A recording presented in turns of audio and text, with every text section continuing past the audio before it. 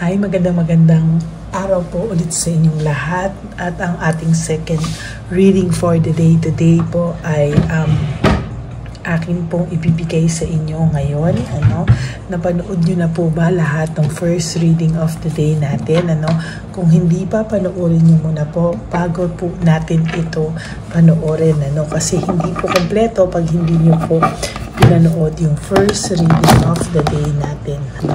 So, kamusta po ba kayong lahat? Sana po ay naka-resonate po kayo sa first reading of the day natin.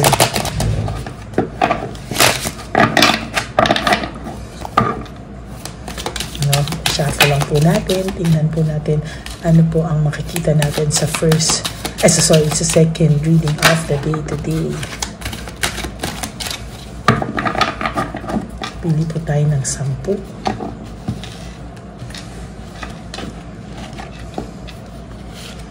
1,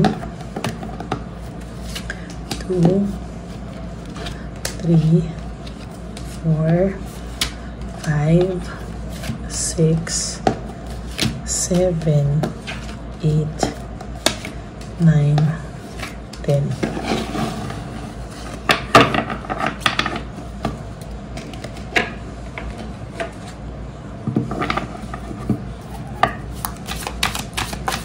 Tingnan po natin itong isang baraha.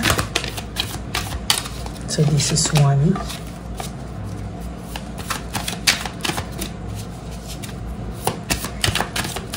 Okay. Hindi po tayo ng 10. 1, 2, 3, 4, 5, 6, 7, 8, 9, and 10.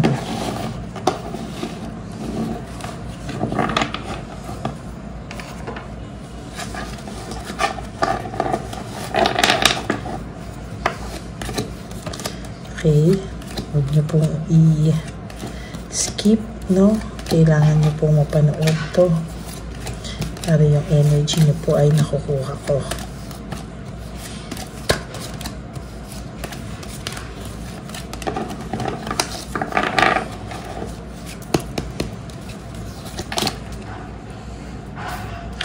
Out of touch trickery, The Magician in reverse.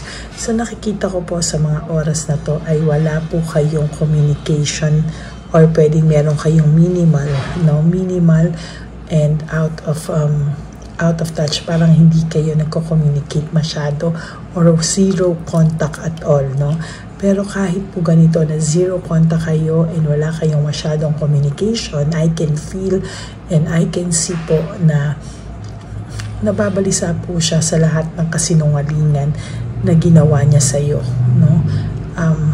may pagkabalisa po siya every time na naaalala niya po na ang lahat ng kasinungalingan niya sa iyo, at hindi niya po alam kung ito ay hindi niya po kasi alam kung ito ba ay binili mo yung mga kasinungalingan niya, or booking mo po siya pero pinahayaan mo na lang po na palagpasin lahat ng kasalanan at kasinungalingan niya sa iyo. Yung every time po na naaalala niya yung kasinungalingan niya sa iyo, lahat ng mga sinabi niya sa iyo, na sa 10 sinabi niya ay hindi totoo, nagbibring po sa kanya ng depression yon, May depression po siyang nararamdaman dito, and maybe kinikilabutan po talaga siya sa pagsisinungaling niya, parang big time po talaga. Nagkakaroon po siya talaga ng realization na parang hindi mo naman binili yung mga kasinungalingan niya, baka pinalagpas mo at hinayaan mo na lang para wala po maging away, Pero somehow may nakapagsabi sa kanya, kahit maybe ikaw nasabi mo sa kanya, or kung hindi man ikaw nagparating, pero nakarating po sa kanya na nalaman mo po lahat ng kasinungalingan niya.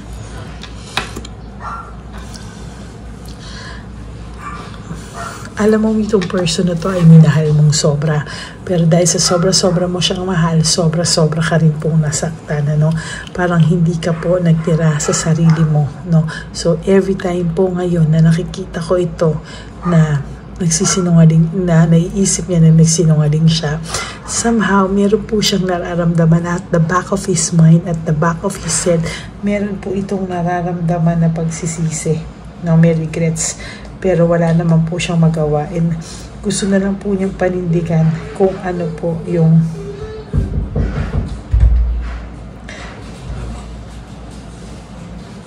yan, o, parang meron po akong nakikita dito na hindi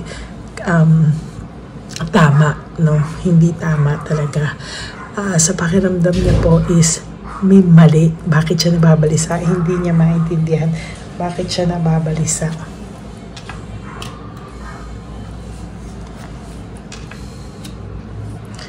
Wala ka na daw pong pupuntahan na wala ka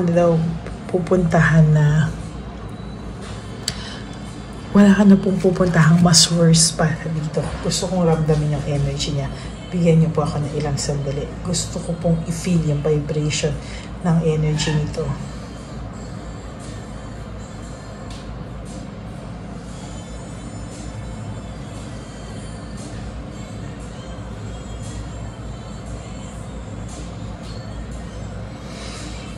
Medyo may kakapalan po ang mukha.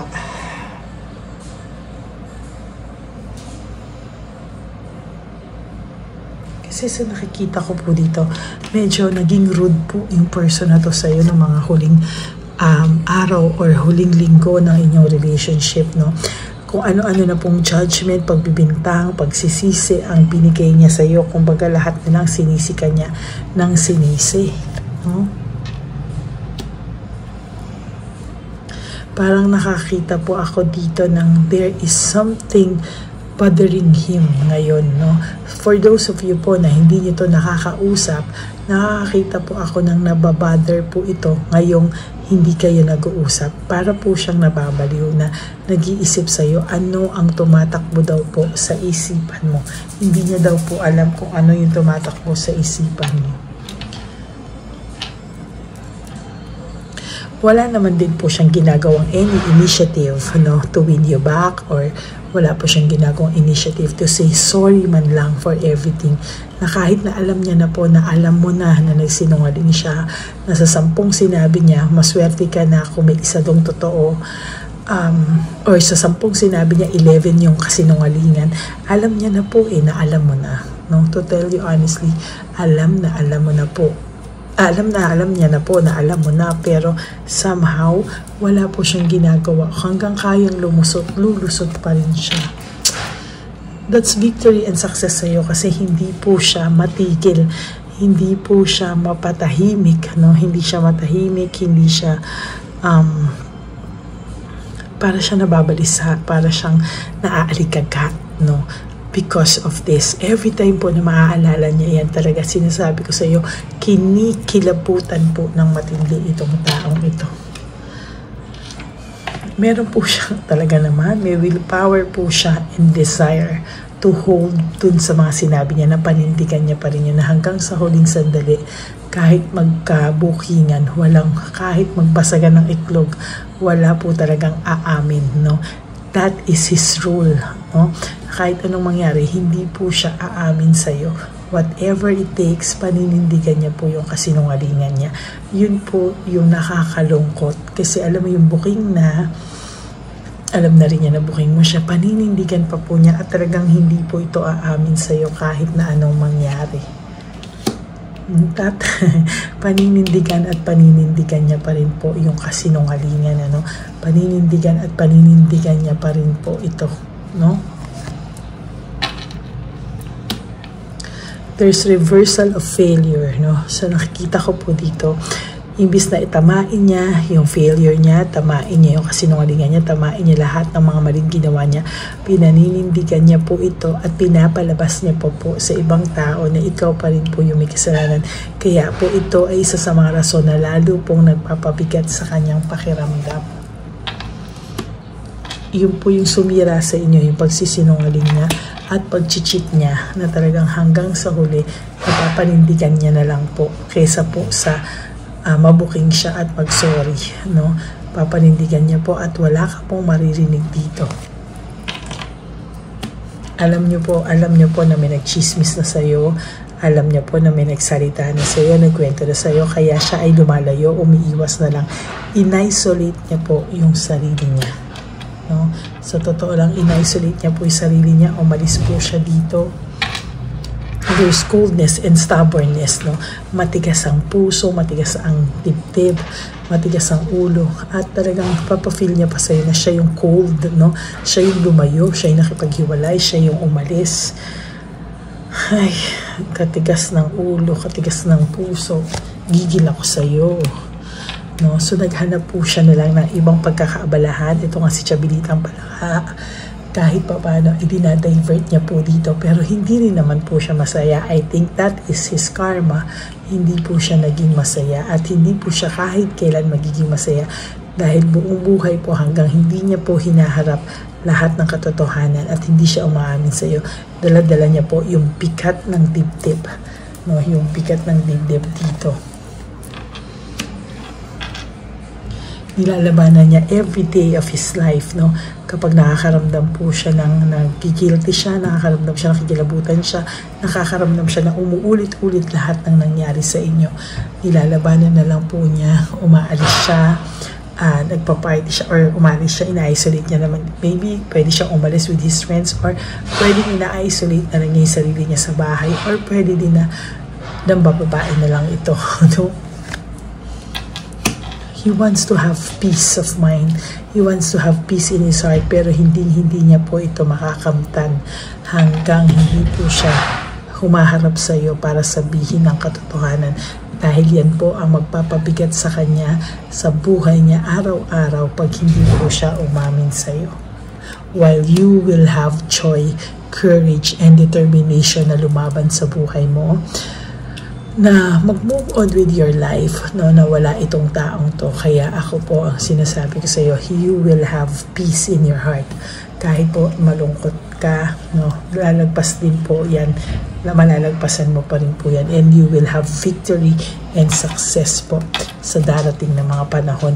Pero siya, pabigat po ng pabigat ang kanyang pakiramdam, because dala-dala niya po ito, no, at ito po ang magsisilbi sa kanyang bigat ng loob at bigat sa buhay hanggang hindi niya po ito hinaharap ng maayos. So that's it for your second reading of the day today.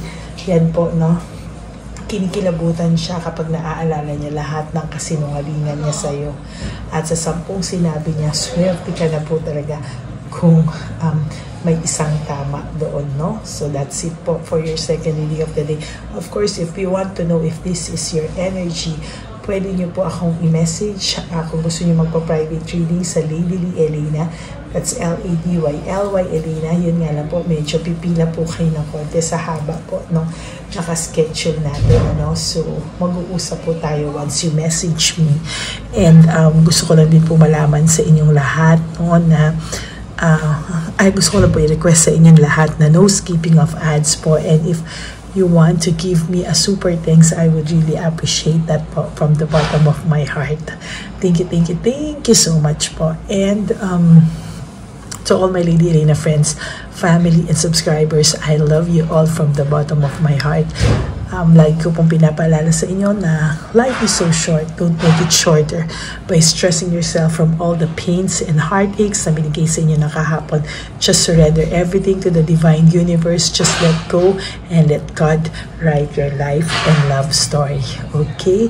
So wag po kayong malulungkot. I will be back for another set of reading. Mag-enjoy lang po kayo ng Saturday nyo. And huwag po kayong malulungkot. No? I will be back for another set of reading. I promise you that. Okay? God bless you everyone. And have a happy heart. Bye!